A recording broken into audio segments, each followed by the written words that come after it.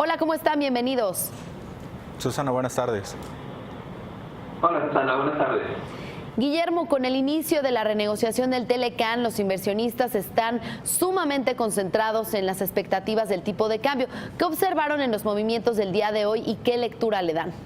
Mira, como bien lo mencionaste, el tipo de cambio el día de hoy abrió con una apreciación hasta niveles de 17.70, por ahí tuvo un ligero rebote de niveles de 17.75, pero se ve un fortalecimiento más del peso frente al dólar que un fortalecimiento o un debilitamiento del dólar. Vimos que después de las minutas de la FED, por ahí el dólar index tuvo una baja bastante sensible contra el resto de las monedas, pero estamos viendo que este fortalecimiento del dólar index con respecto a las otras monedas, como le hemos venido mencionando, el tipo de cambio ha roto un canal a la baja alcista que comenzó el 20 de julio y seguimos con la perspectiva de poder ver apreciaciones adicionales, pero también hay que ver que en el marco diario que vemos en esta gráfica ya van 5 veces que intenta romper la media móvil exponencial de 50 días sin éxito. En estas 5 ocasiones lo que vemos es una resistencia ya muy significativa y que hasta que no veamos una ruptura de esta media móvil exponencial no vamos a ver niveles más altos pensando en un 18.50. La postura de Estados Unidos con la que llegó el día de hoy fue muy firme y vemos un mensaje muy duro al mencionar que ha sido un fracaso el tratado actual por parte del gobierno americano. En cambio, vemos una postura de Canadá y México mucho más amistosa con mensajes de trabajo en equipo y que el objetivo principal es ganar, ganar, ganar. Bien, por otro lado, más bien en este mismo sentido, Ricardo, ¿qué opinas del tipo de cambio, cómo se movió el día de hoy y estas renegociaciones que arrancan el 16 de agosto, hoy día?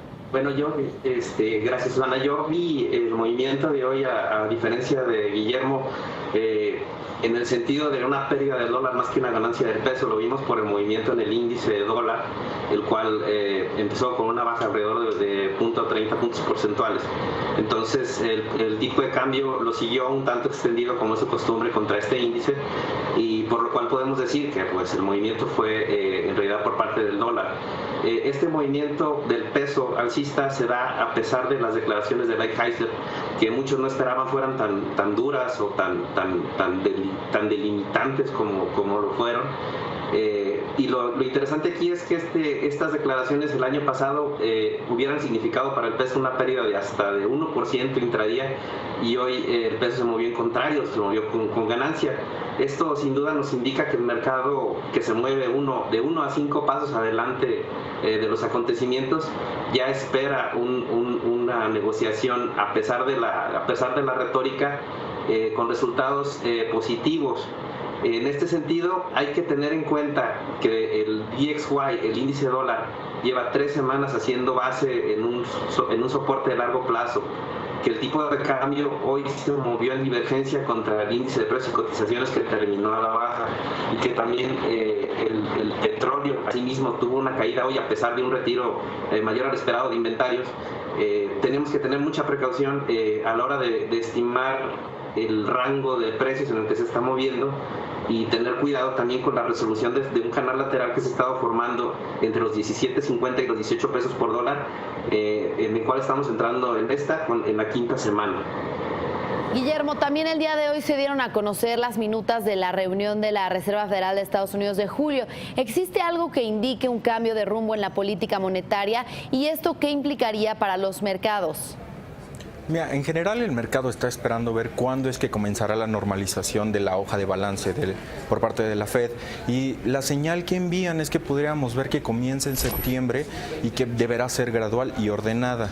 Esto empieza a dar certidumbre al mercado. Por ahí vimos una baja del dólar index hacia finales de la sesión, y por parte de los datos duros se menciona el comité que va fortaleciéndose el mercado laboral y la actividad económica de Estados Unidos, y esto como consecuencia ha tenido una baja en la tasa de desempleo.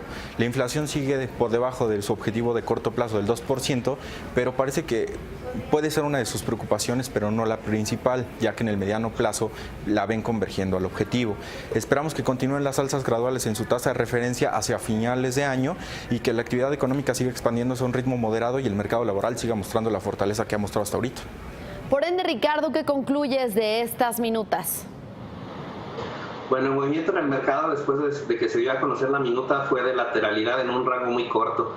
Eso quiere decir que el mercado no observa un cambio de rumbo significativo de la reunión del mes anterior a esta. De hecho, la probabilidad implícita en los futuros de una alza de tasa en diciembre se mantuvo igual en el rango del 45%. El mercado está claramente posicionado para esperar el comienzo de la reducción de la hoja de balance en septiembre o el anuncio de la reducción en la próxima junta en septiembre, y está acomodándose a la realidad de una inflación contenida en el mediano plazo, aunque las expectativas sí son por parte de algunos participantes en el comité de que esta aumente en el mediano plazo.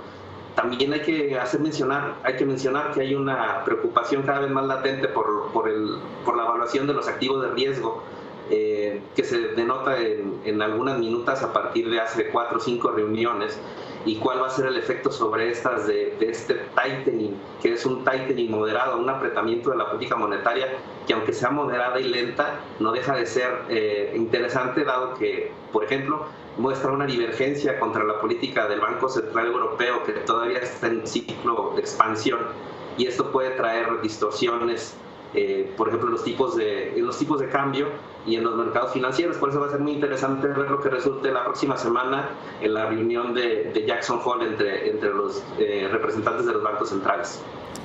Bien, sin embargo, Guillermo, la atención de muchos inversionistas se ha volcado recientemente a los commodities y también a títulos relacionados con estos, como las mineras. ¿Por qué estiman que esto ha sucedido y también coinciden con estos posicionamientos? Sí, como lo hemos venido comentando anteriormente, los commodities históricamente han servido como activos de refugio ante la volatilidad y nerviosismo que vemos en los mercados. Nosotros lo hemos venido comentando en BWC, tenemos orientado el 20% del portafolio en coberturas en dólares mediante ETFs y el Sistema Internacional de Cotizaciones. El 7.5% restante que tenemos también en coberturas es mediante empresas mineras. El oro ya lleva una apreciación de 6% de principios de julio a la fecha, lo que nos habla. Poco a poco el mercado está buscando activos de refugio entre el entorno de máximos históricos en las bolsas de Estados Unidos, y en el mercado local vemos, por ejemplo, que Peñoles lleva un rendimiento de 12% desde mediados de junio, mientras Grupo México lleva 18% de rendimiento. La apreciación de estas emisoras viene explicado por las ventas que tienen relacionada con estos activos considerados de refugio, y ante entornos volátiles vemos cómo aumenta el valor de estos commodities y como consecuencia estas acciones tendrán rendimientos mucho mejor que el resto del mercado en general. Ricardo, ¿cómo observas esto de los commodities?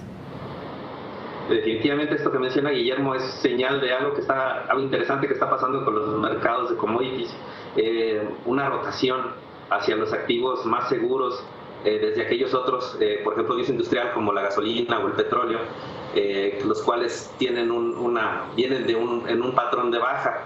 Entonces, esa multitud de razones de diferente naturaleza entre distintos tipos de commodities hacen que el índice tenga un comportamiento lateral de largo plazo. Incluso el patrón que estamos viendo lo vemos desde hace 1 año o 4 meses, que no ha sido capaz de romper, y este año el agregado va a la baja, lleva desde el 16 de enero a la baja.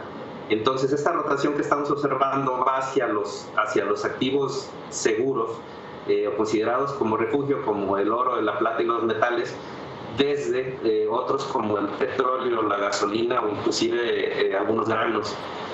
También hay que hacer notar, como Bloomberg ha mencionado en varias notas, el papel novedoso que ha tenido el trading algorítmico y la alta frecuencia en el trading de commodities, que ahora se ha vuelto más técnico por esta razón y un tanto más alejado de razones fundamentales como son la oferta y la demanda. En ese sentido hay que tener mucha consideración al operar este tipo de activos sobre la perspectiva que está adoptando el mercado, sobre cómo está considerando esa rotación y hacia esto que pretende o puede interpretarse como un alejamiento de los activos de riesgo, y esta sería una primera señal. Bien, pues gracias por el análisis del día de hoy, Guillermo Delgado, director de operaciones de Black Wall Street Capital, y Ricardo Rodríguez, consultor e inversionista independiente. Muy buenas tardes. Gracias, buenas tardes. Gracias. Vamos a la pausa y al regresar le tendremos más información sobre esta primera ronda de negociaciones del Tratado de Libre Comercio de América del Norte. Regresamos.